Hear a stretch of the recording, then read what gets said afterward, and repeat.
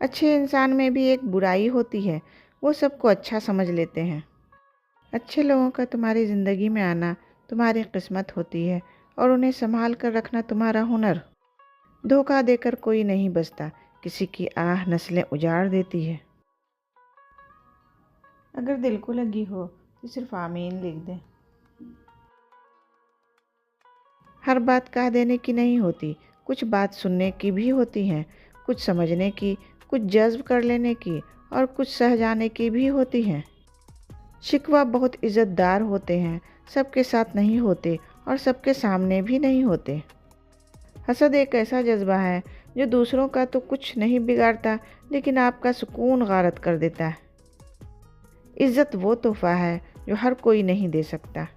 ذلیل کرنے میں اور اصلاح کرنے میں بہت فرق ہوتا ہے۔ کسی کو وقت سے پہلے اور قسمت سے زیادہ نہیں ملتا۔ یقین رکھو اپنے رب پر، وہ تمہیں ویران کنویں سے نکال کر سلطنت کا بادشاہ بنانے پر قادر ہے۔ کسی کا ساتھ دینا چاہتے ہیں تو کھل کر دیں، ورنہ صاف انکار کر دیں۔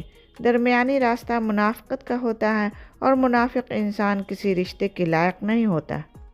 رسول اللہ صلی اللہ علیہ وآلہ وسلم نے ارشاد فرمایا، تم مجھے ضعیفوں اور کمزوروں میں تلاش کرو، کیونکہ تم کو رزق اور نصرت ضعیفوں کی برکت سے دی جاتی ہے۔